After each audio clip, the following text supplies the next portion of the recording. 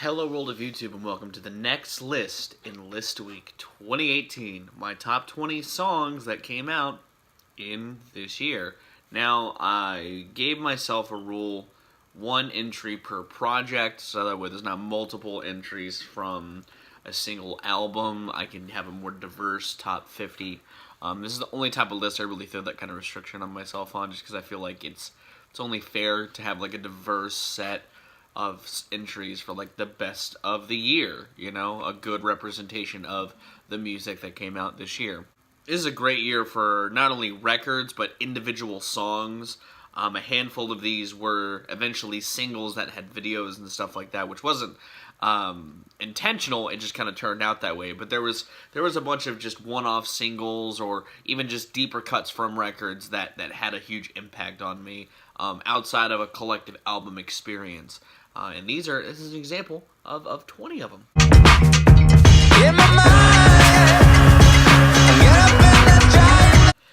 So this is straight up just an LCD Soundsystem song with a lot of nonsense lyrics, and frankly, I'm perfectly okay with that. Which is something I feel like 2018 needed more of. Just fun, goofy rock songs.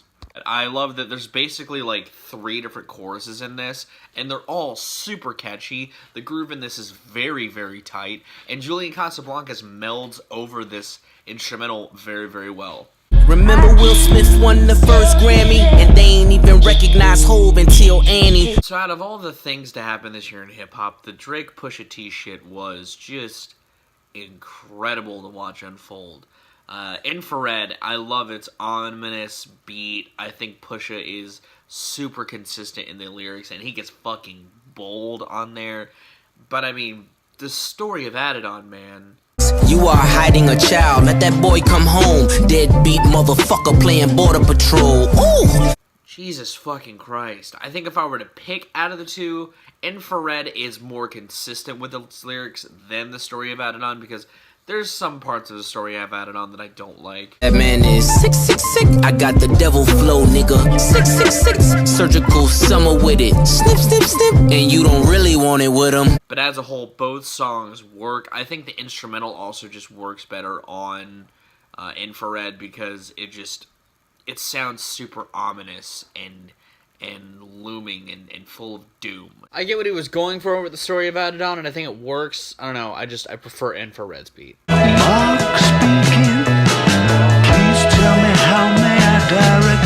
Acting is sort of a foundation for the entire album. The title track to the latest Arctic Monkeys record is just really awesome. I love the use of imagery to introduce people to the hotel itself. I love that this really, like I said, sets kind of the stakes, kind of talks about the hotel in a very detailed sort of way. I love how business formal the chorus is. It's really, really weird, and I think the instrumental for the track is kind of ominous and eerie in like a really sleek sort of way. That's probably my favorite instrumental on the entire album is on this song, and I think again it's just a good base for the rest of the record. I feel like this should have been the opener, but Star Treatment is, which is weird, but that's just me. I'm feeling good, damn, I'm feeling so fine. One of the things I really like about this song is that it is very detailed in its songwriting, and it's a testament to why I love Father John Misty as a songwriter,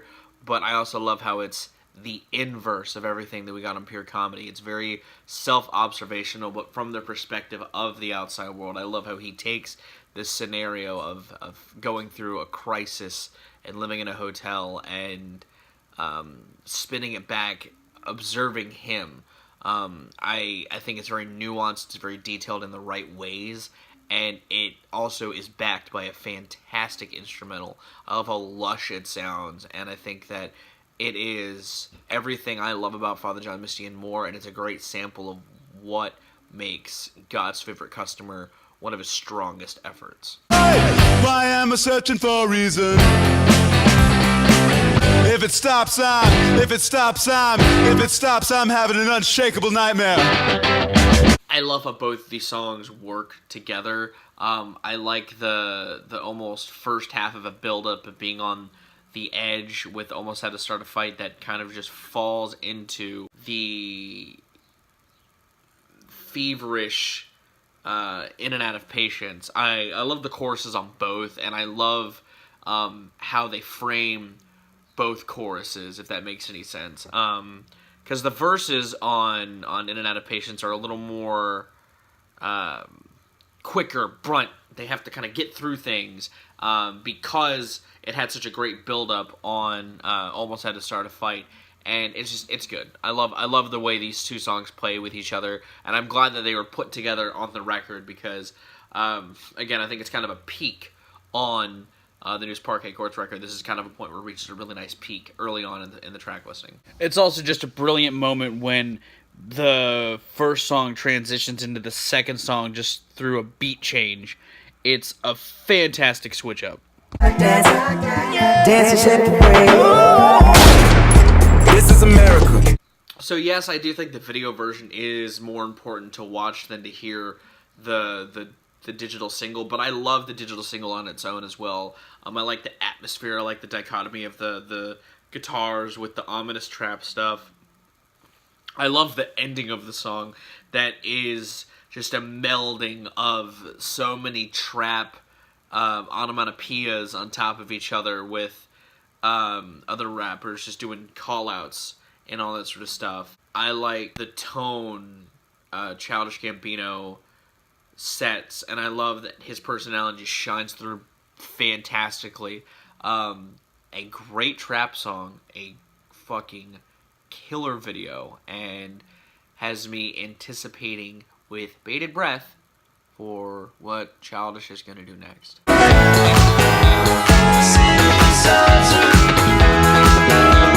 Even though I really liked the Speed Racer homage from Together Through Time, I think that this song just kept bringing me back. I found myself rotating the song back into my rotation a lot more than that track, which I was geeking out about on the review proper.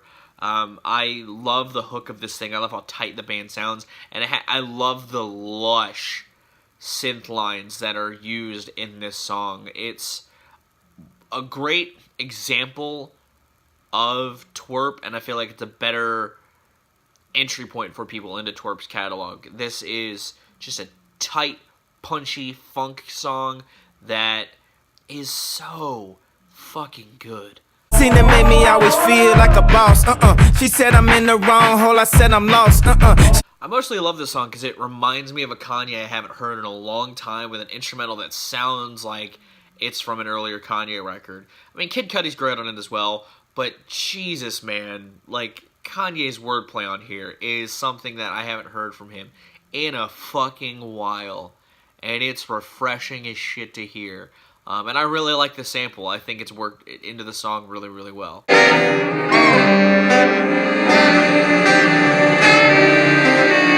This is a great jazzy deconstruction done by Trenton Atticus. I love how this song sets an industrial groove before introducing a jazz element that then just melds into just jazzy nonsense before kind of coming back together. Really fun instrumental cut, really cool instrumental cut, and I love how they meld the jazzy elements into their industrial electronics masterfully here, given it was an element that they hadn't really used much in the Nine Inch Nails oeuvre much until this point.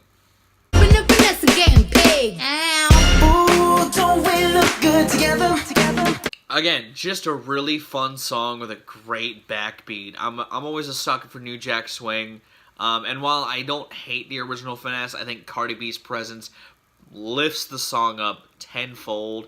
It was a song that dropped super early in the year, but was the beginning of a great year for Cardi B, but just made me realize that she's more than just a woman who can rap over some really boring trap instrumentals. I love how this brings her personality out a lot better than any single she had dropped before that, and I think it's set a better stage for her place in the pop zenith than anything else she had done before that.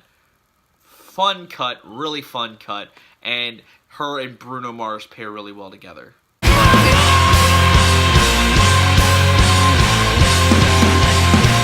Essentially a better version of Foo Fighters' Run because it's all sheer punk aggression. It's a song that even in its short runtime manages to go across different types of aggression, but it doesn't lose any steam while it transitions across different tempos and all that sort of stuff. It's a fucking fantastic cut on the new Turnstile album. It is just a middle finger with a tropical breakdown. Such a cool cut. Someday we gon' set it off. Someday we... Essentially a prequel to Kids See Ghosts, but what this song really does for me that sets it apart from anything on Kids See Ghosts is Party Next Door.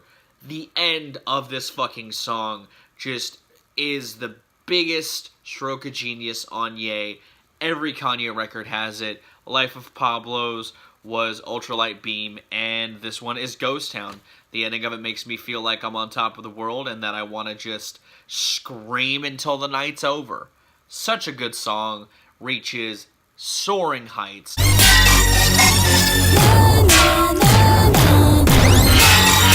One of the points where all of the sonic elements on Sophie's latest come together is Space Shopping, and I love the jittering, buzzing instrumental that Sophie puts together here for her, pseudo commentary, being dolled up, being made up, being synthetic, being the brand that you are, being what you sell, in like a very sort of repetitive pop sort of way. The video more alludes to the commentary for the track than anything else, but you can see it here, and it's very pristine and aggressive and cool, and it kind of works really well against this harsh backbeat. The subject matter does.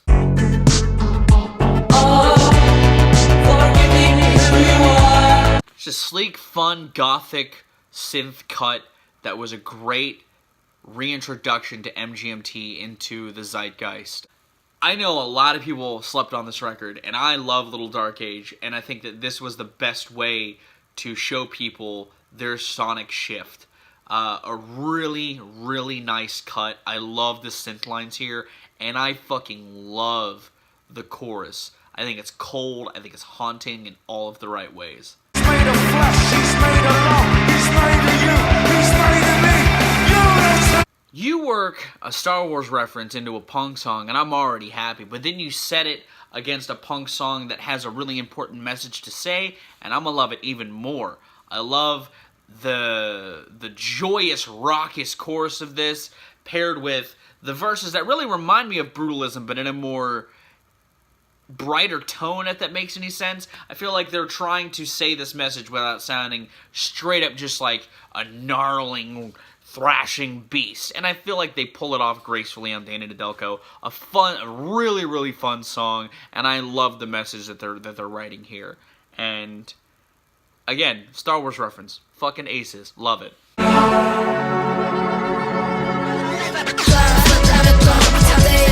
While Iridescence has kind of faded for me personally, I don't like it as much as I did when it initially dropped. Still a great record as a whole, but Wait's power has not faded for me whatsoever. Again, the detailed songwriting that feels so fucking personal and just hits you in the gut like a shotgun blast, paired with an instrumental that has a fantastic switch up in it from these lush, just grandiose strings that then bleed into this drum and bass breakdown. Works really fucking well and exemplifies a lot of what I love about Iridescence still, but this is the pinnacle of that, without a doubt. And you really feel for, the lyrics. They do a really good job at making you feel for the story being told. And I'm not just talking about Kevin's first verse. I think that Dom and Joba's verses are also incredibly impactful and just carry, again, that weight, masterfully. There's a lot of emotional weight here, and I feel like it's handled gracefully. When you're blushing inside, baby pink is the... I love the dichotomy between the very soft, intimate versus exploring pink body parts. Songs about pussy with a really fun, summery, anthemic chorus about driving in your car with the top down on the boulevard. It's a fun song. It's a really great song, and it's a great single that does everything that Dirty Computer aims to do the best out of the rest of the record. It's got the very American summer sound, but turned on its head because it's also kind of a song about a woman singing about eating pussy in the verses. Great song, such a great song, and definitely a song I kept coming back to throughout the year, on an album that I kept coming back to throughout the year. There was gonna be a Janelle Monáe cut on here, I just wasn't sure which, until I kept realizing that I listened to Pink a fuck ton this year.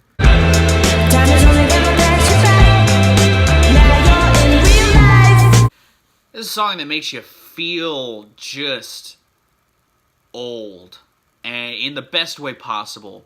I love how Caroline Rose weaves these lyrics around an impeccable hook.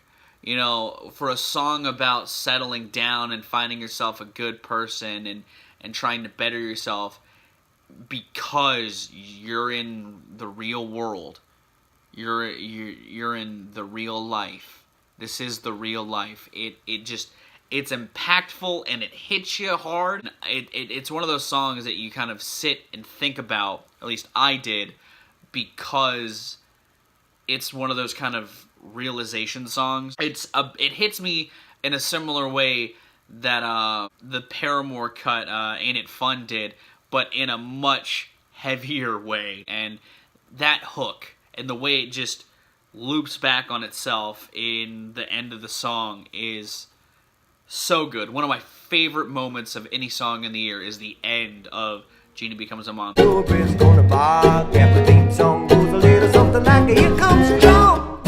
I talked about it in my review of the record. Jumbo has just a colossal hook built around a fantastically sharp song about our current, as of filming this video, President of the United States.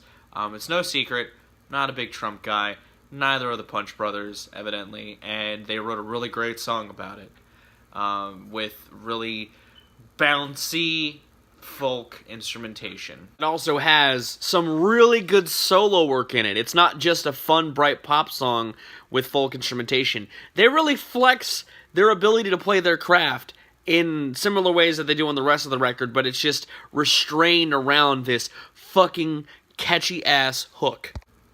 It's a good cut, man. Fire all over the ceiling in the fucking building. The plaster is killing. They built it so that I get leadership feelings. Get out my way out. Break shit. I love this song for the sheer fact that I've listened to it at least 100 times, and its ability to make me want to just dismantle my apartment building brick by brick out of sheer aggression has not staved off. This song is just David and a growing of intensity within its harsh, static instrumental. One of the best songs Clipping has ever made, and a fucking showcase of David's power as a vocalist.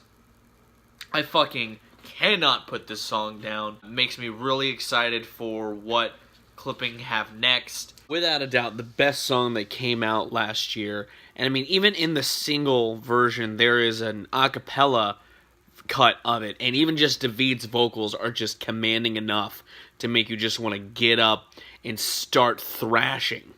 It's so powerful. That's my list. If you'd like to see a playlist of my top 50 songs of the year featuring a track from Andrew WK, Charlie Puth, Ghost, Death Grips, my Sons of Kemet cut, Boston Manor, and so many more, it's linked in the description. But I'm going to go. Tomorrow's list is the big one. My 20 albums of the year. Hopefully you're excited for that. I have been Viral Rack. You guys have good idiots, thoughts, and situations.